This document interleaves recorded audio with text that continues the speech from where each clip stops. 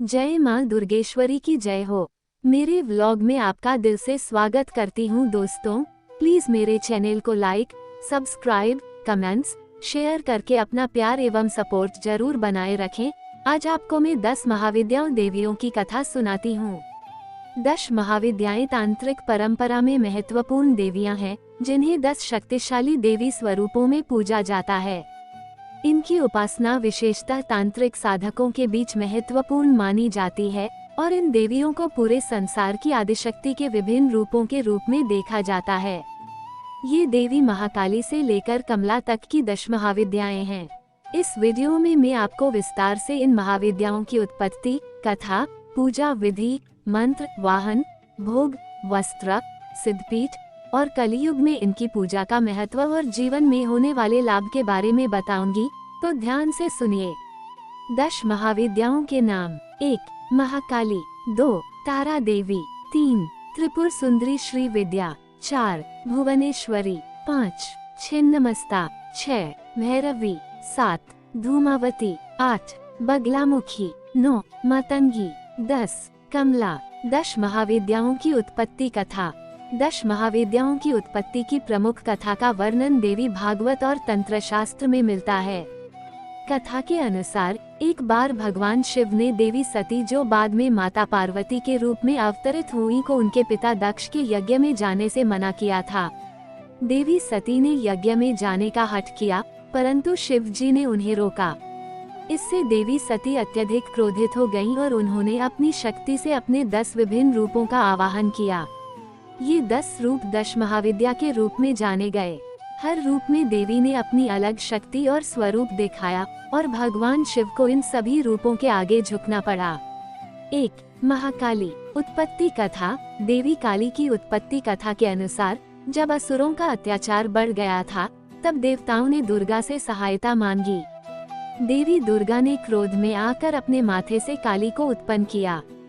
काली ने असुरों का वध किया और उनका रक्त पी लिया।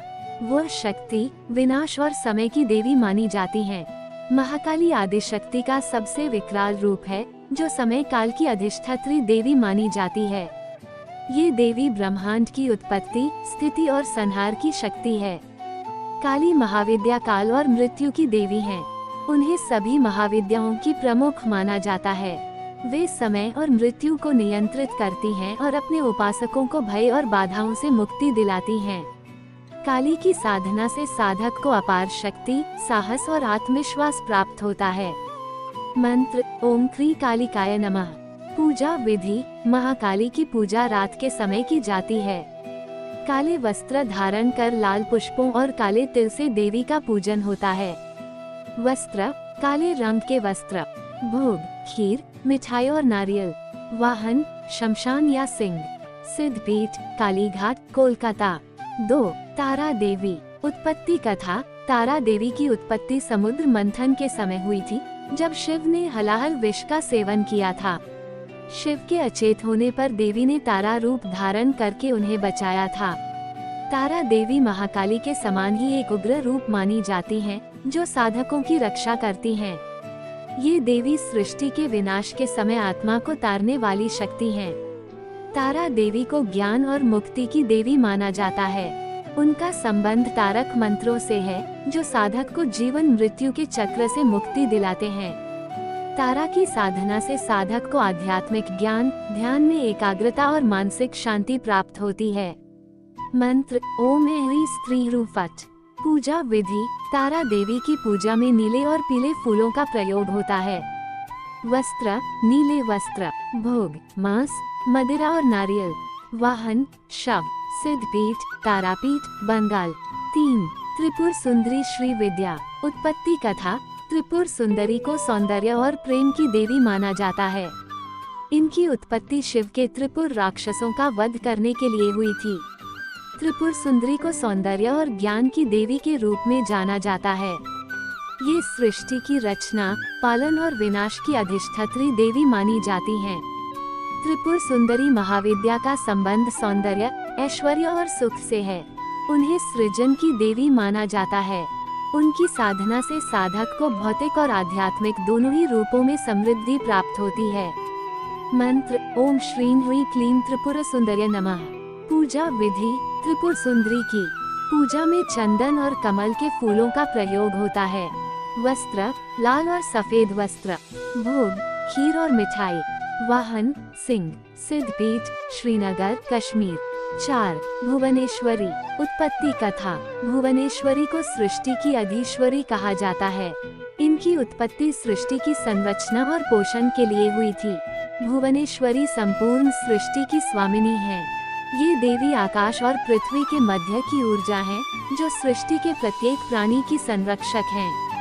भुवनेश्वरी महाविद्या इस सृष्टि की अधिष्ठात्री देवी हैं। उनकी साधना से साधक को भौतिक जीवन में सफलता, शक्ति और मान सम्मान की प्राप्ति होती है।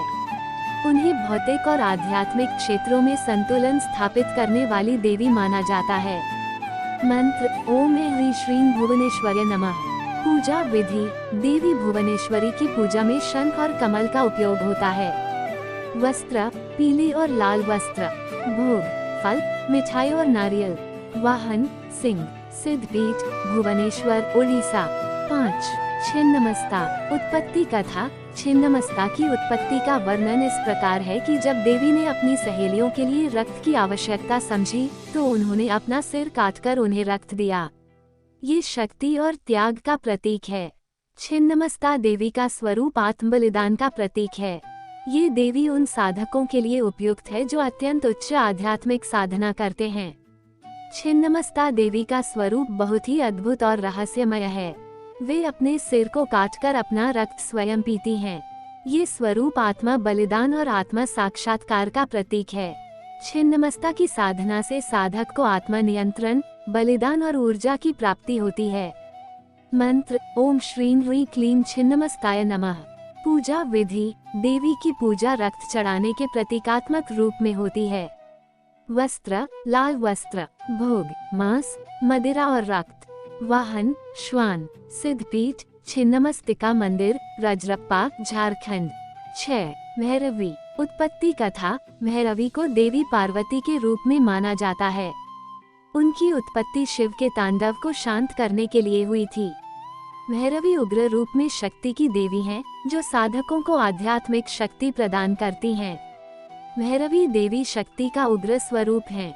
उनकी साधना से साधक को अपने भीतर की आक्रामकता और उग्रता पर नियंत्रण प्राप्त होता है। वे साधक को जीवन के संघर्षों से जूझने की शक्ति प्रदान करती हैं।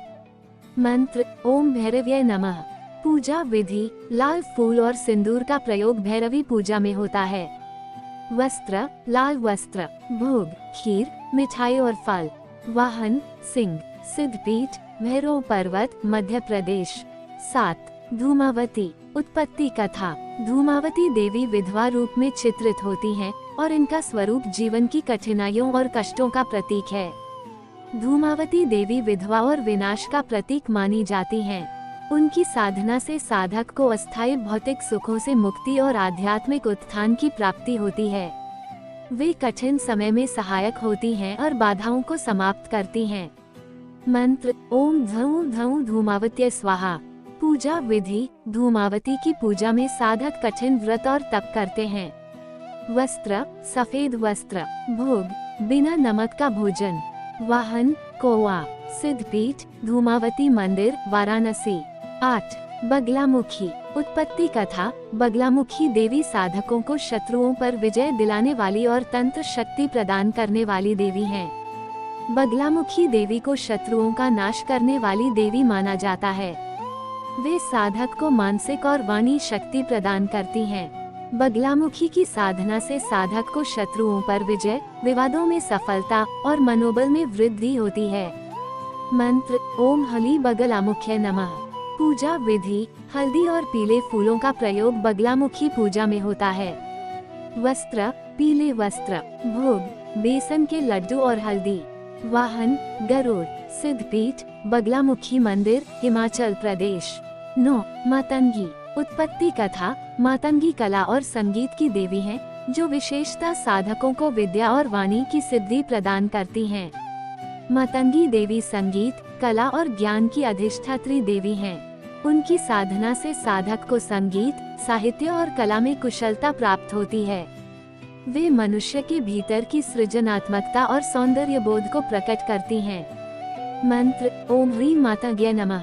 पूजा विधि हरे फूल और बेलपत्र का प्रयोग होता है। वस्त्र हरे वस्त्र। भोग नारियल और मिठाई। वाहन तोता। सिद्धपीठ श्री माता मंदिर कर्नाटक। 10 कमला। उत्पत्ति कथा कमला देवी महालक्ष्मी का स्वरूप है जो धन ऐश्वर्य और समृद्धि प्रदान करती हैं। कमला देवी लक्ष्मी का तांत्रिक स्वरूप हैं और वे धन ऐश्वर्य और समृद्धि की देवी मानी जाती हैं। उनकी साधना से साधक को आर्थिक समृद्धि भौतिक सुख और संपन्नता की प्राप्ति होती है। मंत्र ओम श्रीं ह्रीं क्लीं महालक्ष्म्यै नमः।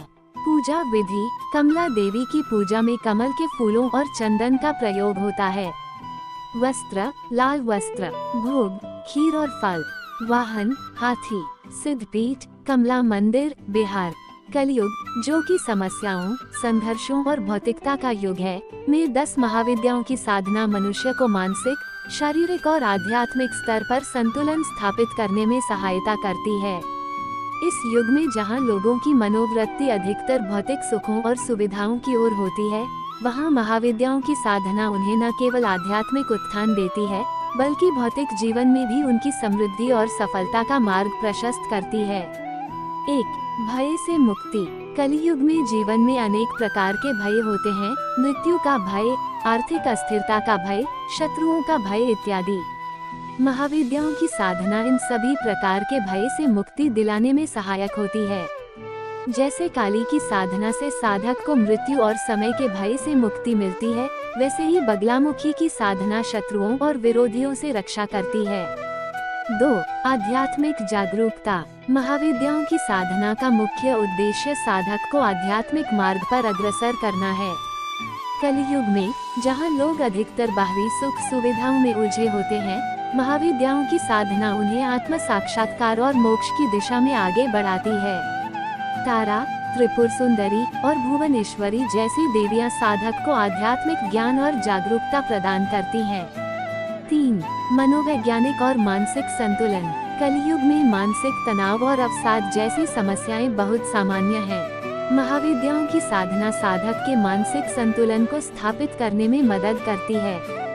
जैसे भैरवी की साधना साधक को आक्रामकता और क्रोध पर नियंत्रण दिलाती है, वैसे ही मातंगी की साधना साधक को मानसिक शांति और सौंदर्य बोध प्रदान करती है। 4 आर्थिक समृद्धि। कमला महाविद्या की साधना से साधक को भौतिक समृद्धि और धन की प्राप्ति होती है।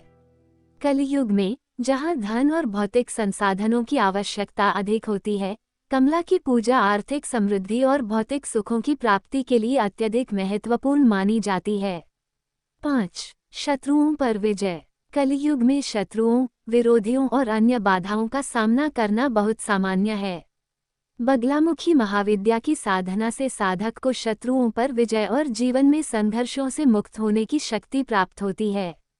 आप सभी का धन्यवाद।